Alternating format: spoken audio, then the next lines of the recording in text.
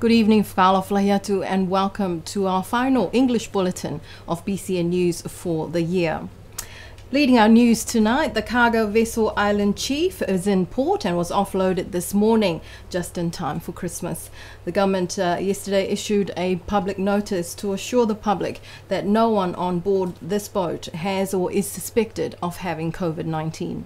BCN understands a meeting was held on Thursday last week between concerned local boat workers and officials from the health department to assure the boat workers that the boat Island Chief with its crew are cleared of COVID-19 after having tests done in New Zealand, Fiji and Samoa before coming to Niue.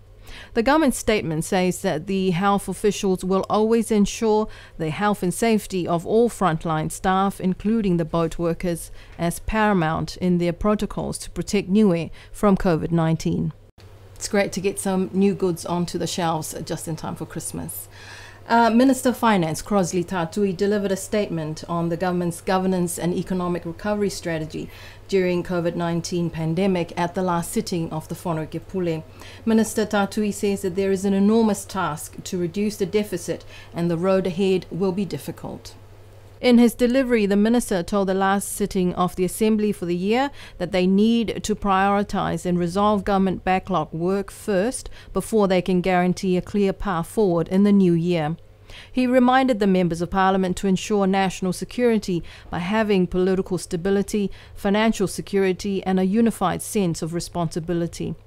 The Finance Minister said that as various problems occur and overlap, risks mounting, making work more challenging, they must respond to these challenges appropriately. The government's budget deficit stands at $5.7 million, due mainly to the drastic impacts of COVID-19. The State of the Environment report for 2019 for Niue was launched today. Here's Harden Talangi, the Director of Environment. The State of the Environment report has been a long time coming. When you throw in COVID, it took a bit longer as well. But we have managed to reach the end, which is the launching of the State of the Environment report for Niue. Firstly, I'd like to pay tribute to the late Sir Toke Talangi for championing not only the environment, but also climate change over the many years in government. Also to Dr. Netatoa Briscoe and David Butler, friends of Niue, who have assisted not only in this report, but also for the many reports that they have accomplished for Niue, working for SOPAC, SPREG, SPC. So I'd like to pay tribute to them and thank them for their perseverance in helping Niue over the many years. Unfortunately, they have passed on, but all the documents and the reports will forever be treasured by Niue. The report started under the stewardship of the late Premier Sir Toke Talangi and then Minister of Environment, the current Premier Dalton Tangilangi. Director General of the Ministry of Natural Resources, Dr. Josie Tamate, spoke of the significance of this report to know how far we've come since 1994, when the first Niue State of the Environment report was commissioned. So I'm really happy to see that this is a very important document to know where we are, where we were in 1994 and where we are now in 2020.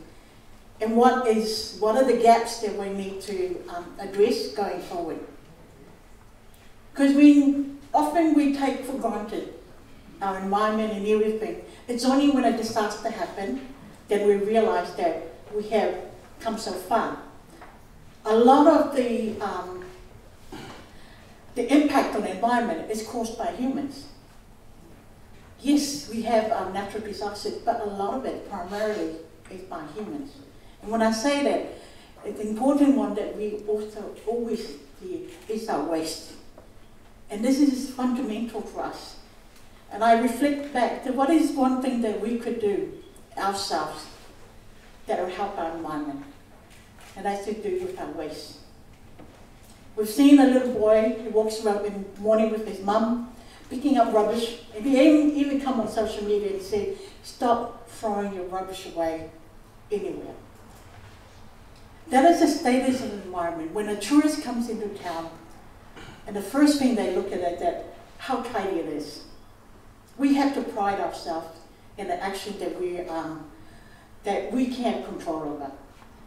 Each one of us has a responsibility to look after our waste. Everything else, it's climate change and all that, again, it's all our actions. But this is a way forward. We know what is our status of environment, and we know what we need to do. At the last sitting of the Whanokepule last week, Common Role member Richard Hipper questioned Telecom Niue on the delays in operational matters as well as funding received from the government's COVID-19 funding. Here's Telecom Niue spokesperson Roy Pavihi responding to those questions. Telecom did not receive 1 million from the COVID funding. It was the Manatua project that received the 1 million funding. The Manatua project is under the government of Niue, where Telecom is just the project manager for it. Telecom received 82,000 from the COVID funding and not as 1 million has been mentioned in the parliament. Brett Collier, the CEO of Telecom Niue, did not want to appear on camera to respond to these questions. However, he told BCN News that there seems to be a misunderstanding that Telecom Niue is responsible for Manatua, but he says that Telecom Niue is only the project manager. Manatua belongs to the Niue government and 3 other Pacific nations forming the Manatua Consortium. At the Whanokepule, Richard Hipper also questioned the procurement process of Telecom Niue and the purchase of multiple vehicles and heavy machinery this year. Telecom Niue was very fortunate to work together with IMFAT in New Zealand on 2 current projects, which is the overhaul of the computer system and the network system for the government. And the second project is the second fiber cable that's going around the island. All the process and the procedures that we have been following is all been given by guidelines by IMFAT New Zealand, and we do adhere and follow all the guidelines that they provide with us, to us, to ensure that there's a transparency and ensuring that all due processes are being followed by us and provided by IMFAT. Roy Pavihi told BCN News that these projects are expected to start in January until October of 2021. Telecom also came under heavy scrutiny, spending $39,000 on fumigation costs for one of their new machinery. We have been in contact with MPI New Zealand about the fumigation process for the equipment that was brought in. Because this equipment was brought in from Australia, Quarantine Niue was advised us to fumigate this equipment in New Zealand, but unfortunately New Zealand has not has stopped this process of fumigation and therefore unable to undertake the work in New Zealand, and therefore we had to ship it to Fiji for them to do the fumigation there. There was also an issue in New Zealand due to winter time in New Zealand, and therefore they cannot do heated fumigation in New Zealand. That's why it was being transferred to be fumigated in Fiji. And we were following process from an advice by MPA, and they advised us that they have not done this process in a long time and it's an outdated process. Brett Collier says that Telecom Niue is doing multiple programs to improve the information technology infrastructure on the island, and they will continue to work to improve their services. And at the same meeting last week, Premier Honourable Dalton Tangilangi announced the 3rd Commissioner for the Public Service Commission. He is 44-year-old Gerard Hekau of Alofi North. The former school teacher graduated from Massey University in 2006 with a bachelor's in aviation management. He was the head of the IT department at Niue High School, where he taught for 12 years. Commissioner Hekau will begin his duties in the new year. We wish him well in his new appointment. And in other news, the Niue police were yesterday alerted to a yacht that had arrived in Alofi Bay unannounced at about 5:30 p.m. The police was quick to act and send it back out to sea after speaking to the skipper and learning that the vessel and its passengers were not in distress.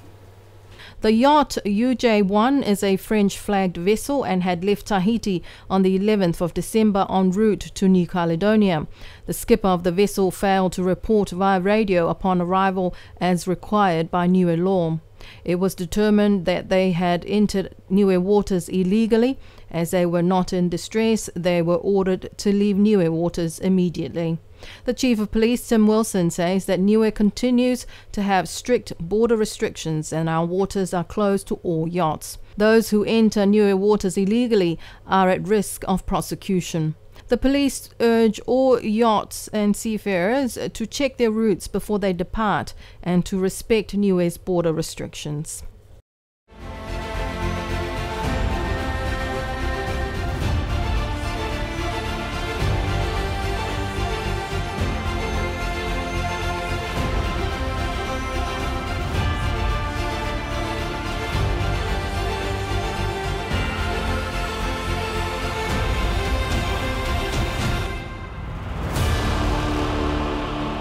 In our Looking Back segment, where we look back at some of the top stories earlier in the year, the outcome of the general elections this year was one of those stories.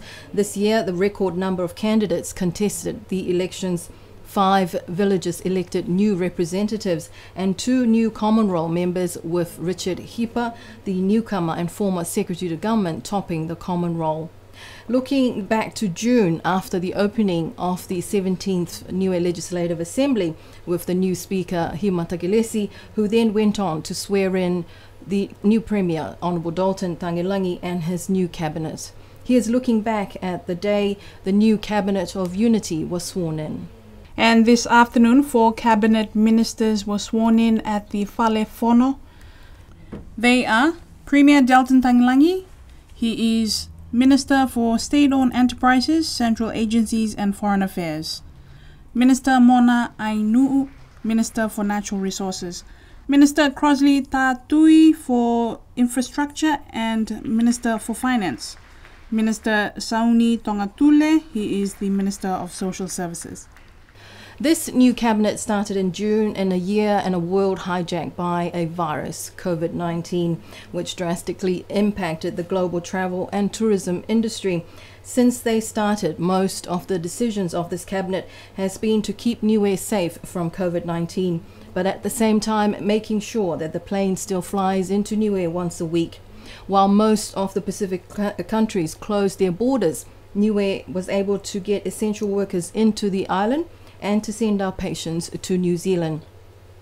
6 months later to today, new vaccines for COVID-19 is being administered in the US Pacific territories. New Zealand will pay for vaccines for all of Niue's population, which will likely be administered in a few months' time. And according to the Premier, hopefully in a few weeks' time, Niue passengers into New Zealand may be the first passengers not to be quarantined in self-isolation when arriving into New Zealand. Under the leadership of this cabinet, Niue has remained COVID-19 free, and long may that continue. That's Looking Back for tonight.